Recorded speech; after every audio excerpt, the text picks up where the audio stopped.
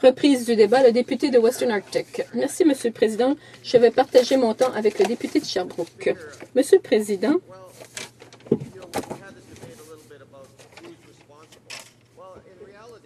nous avons débattu un peu plus tôt de la question de la responsabilité. Qui a encouragé le secteur des combustibles fossiles? Eh bien, c'est le gouvernement chrétien qui a accordé des allègements fiscaux aux entreprises dans le secteur des sables bitumineux, et c'est ce qui explique nos problèmes en matière d'environnement. Donc, les deux gouvernements, le gouvernement conservateur actuel et les gouvernements libéraux qui l'ont précédé, ont tous les deux leur part de responsabilité à assumer. Monsieur le Président, dans le Nord, nous savons ce que c'est que les changements climatiques. Les données d'Environnement Canada pour la vallée du Mackenzie, compilées depuis 1951, montrent une augmentation moyenne de la température de 2,5 degrés pour Inuvik, de 3,1 degrés. Inuvik a vu une augmentation de 5,8 degrés en hiver à Norman Wells, et à Yellowknife, la température annuelle en hiver a augmenté de 3,9 degrés en moyenne. Dans certains cas, nous avons perdu jusqu'à 40% du pergélisol. Il y a fonte de la glace dans l'Arctique, évolution du climat, se traduisant par une augmentation des températures.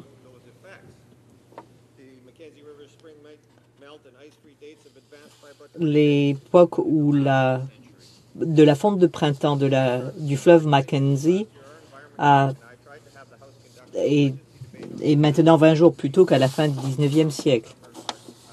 J'ai même envisagé un débat d'urgence sur la quantité de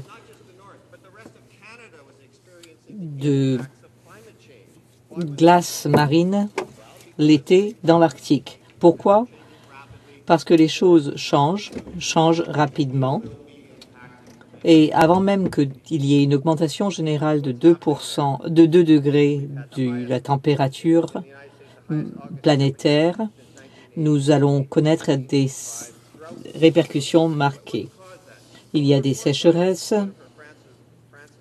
Jennifer Francis de l'Université Rutgers et de Stephen Vavros de l'Université de Wisconsin montrent que les extrêmes météorologiques sont liés à la perte de glace arctique l'été.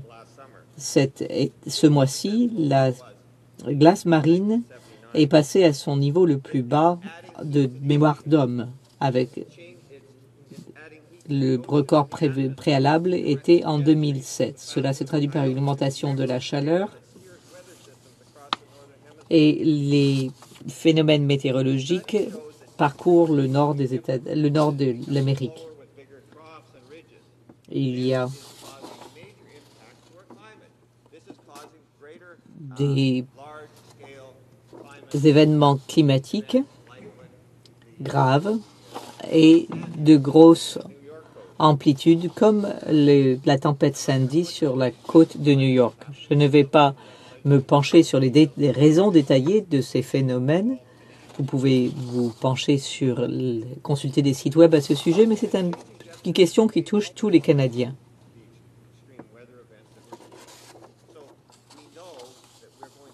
Nous savons que nous allons continuer d'être témoins de ces événements climatiques extrêmes, météorologiques extrêmes.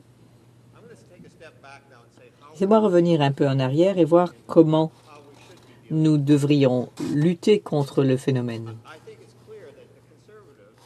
Manifestement, les conservateurs et les libéraux avant eux ont manqué à leur devoir envers les peuples vers le nord du Canada pour l'aider à affronter le changement climatique, rendre les communautés plus durables. Le gouvernement se contente à la place de voir dans le nord une zone d'extraction des ressources. Ils estiment que le Nord est une espèce de banlieue du Sud et cela risque d'intensifier les problèmes. La durabilité est un mot utilisé pour couvrir toute une série de situations, depuis des projets industriels importants qui permettent l'emploi et la croissance sur place jusqu'à la récolte d'animaux pour la consommation humaine. J'aimerais, quant à moi, avoir un style de vie modeste qui puisse être amélioré et rendu prospère par l'ajout de projets de développement des ressources, d'exploitation des ressources à moyen terme. Dans le sud du Canada, on a une enveloppe artificielle avec un chauffage au gaz naturel sans augmentation des prix depuis des années. Dans le nord, l'augmentation du fuel est de 400%. Vu le chauffage requis dans le nord, c'est un gros problème pour nous. Et c'est un gros problème qui n'est pas résolu, qui reste. Nous pouvons travailler avec les habitants du Nord. Les habitants essayent de changer les choses. Le gouverneur des territoires du Nord-Ouest dit qu'ils ont converti leurs bâtiments à la biomasse, à une énergie à partir de biomasse, avec succès. Ils ont élaboré une stratégie d'énergie solaire qui semble prometteuse. Où est le gouvernement fédéral? On ne voit pas ça. Il répond absent. Il n'est pas présent à l'appel. Le Canada ne fait pas ce qu'il devrait faire.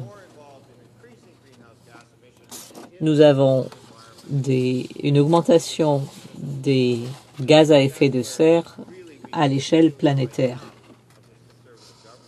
Et c'est bien là que le bas blesse pour le gouvernement conservateur.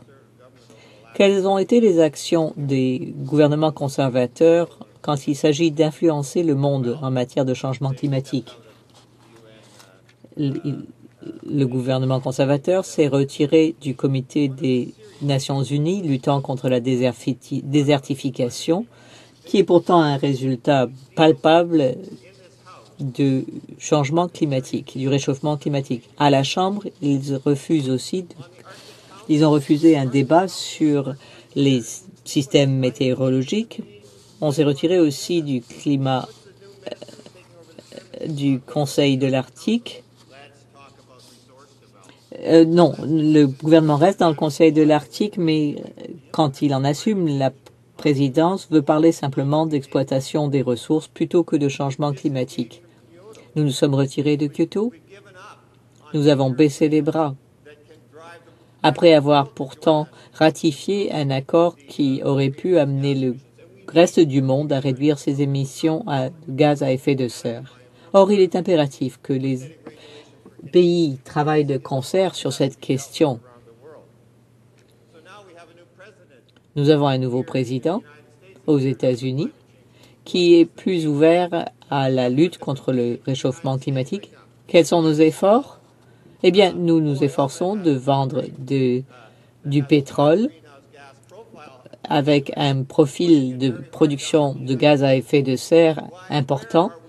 Nous faisons du battage pour ce pétrole aux États-Unis, mais nous ne travaillons pas avec les États-Unis sur les questions liées aux émissions de gaz à effet de serre. Nous ne collaborons pas avec un président qui a pourtant dit que ce serait une de ses priorités. Notre credo, c'est la vente de carburants fossiles. C'est le but ultime de notre gouvernement sur la scène internationale. Cela va à l'encontre de la crise que va entraîner le changement climatique.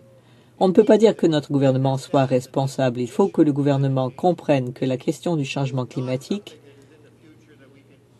n'est pas une question abstraite qui interviendra dans le futur, dont on pourra s'occuper un jour. Le changement climatique est là aujourd'hui, il faut s'en occuper maintenant.